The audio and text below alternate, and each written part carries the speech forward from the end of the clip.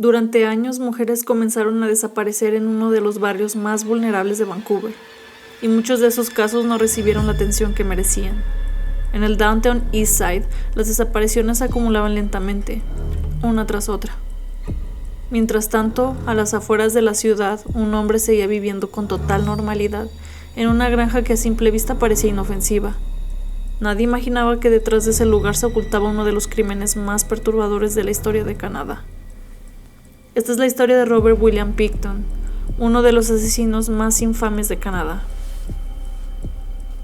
Robert William Pickton nace el 24 de octubre de 1949 en Port Coquitlam, Columbia Británica. Era uno de 3 hermanos y vivió prácticamente toda su vida en una granja de cerdos heredada desde algunas generaciones atrás. Y tras la muerte de sus padres, la propiedad quedó inicialmente en manos de su hermana Linda, pero con el tiempo terminó siendo comprada por Pickton y su hermano mayor, David. Su vida no fue tranquila. Desde joven tuvo que trabajar en la granja junto a sus hermanos, en un ambiente duro, negligente y socialmente aislado, dejando de lado los estudios. En relatos de personas que lo conocieron, él era un hombre callado, con dificultades sociales, al que algunos vecinos describían como extraño. La granja donde cometió sus crímenes tenía incluso un pequeño bar improvisado, llamado Piggy's Palace, donde se organizaban fiestas con música, alcohol y drogas. Al lugar acudían motociclistas, conocidos del área y personas del ambiente nocturno. Quienes estuvieron ahí lo describían como un sitio sucio, desorganizado, lleno de objetos viejos, chatarra, maquinaria abandonada y animales que se movían libremente por el terreno. Algo que años después terminaría complicando enormemente el trabajo de los investigadores. Las desapariciones comenzaron a notarse principalmente a finales de la década de 1980, aunque el periodo más crítico ocurrió en los años 90, en el Downtown East Side de Vancouver, una zona ya marcada por la pobreza y la marginación, donde varias mujeres empezaron a desaparecer. La mayoría de ellas eran trabajadoras sexuales, personas vulnerables, con adicciones o sin familia, marginadas por la sociedad. Esto desgraciadamente hizo que muchos casos tardaran años en ser investigados. Y esa demora no fue una casualidad. Demuestra solo una realidad incómoda, que cuando las víctimas son personas pobres, trabajadoras sexuales o con adicciones, su desaparición no siempre genera la misma urgencia. Como sociedad tendemos a valorar más unas vidas que otras. Esa es una desigualdad que sigue ocurriendo a día de hoy en muchos lugares. El primer intento de detención de Robert fue en 1997, cuando una mujer a la que Pickton intentó matar logró escapar. Ella denunció lo sucedido y la policía obtuvo una orden de arresto, pero la investigación se estancó porque los fiscales consideraron que la testigo tenía problemas de adicción y que la evidencia demostrada no era sólida. Esto resultó en un enorme error, porque Pickton pudo seguir cometiendo crímenes como si nada. La granja de Pickton en Port Coquitlam era el centro de su horror. Él atraía a mujeres prometiéndoles dinero, drogas o fiestas, y ahí era donde las llevaba a su propiedad. Después eran violadas, estranguladas o asesinadas de múltiples maneras. Y algo macabro era que en muchos casos alimentó a sus cerdos con los restos de sus víctimas.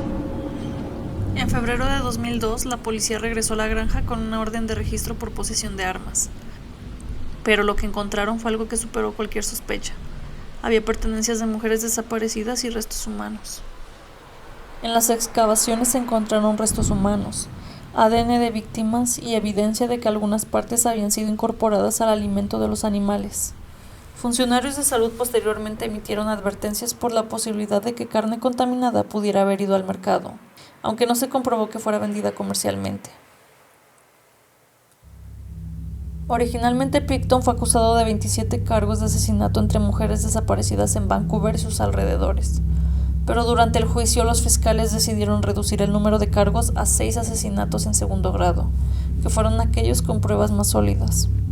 En diciembre de 2007, Pickton fue condenado por esos 6 casos y sentenciado a cadena perpetua sin posibilidad de libertad condicional por 25 años, la pena máxima disponible en la legislación canadiense para estos delitos.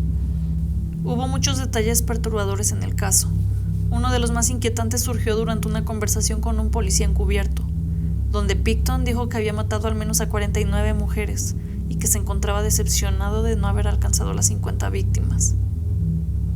Durante los registros forenses en la granja de Picton, la policía encontró restos humanos que habían sido fragmentados y dispersos en distintos puntos del terreno.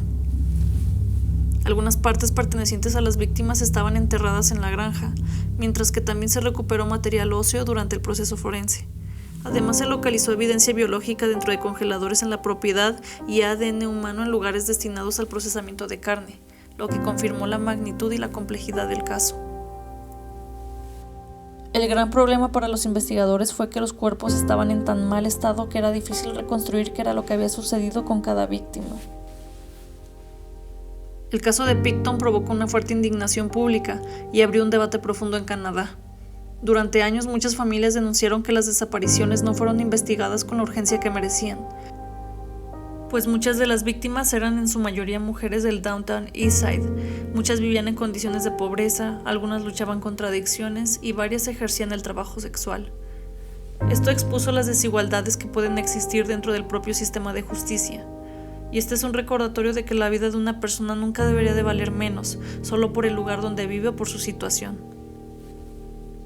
El 19 de mayo de 2024, Picton fue atacado en la prisión de máxima seguridad en Quebec por otro interno usando un mango roto similar a un palo de escoba.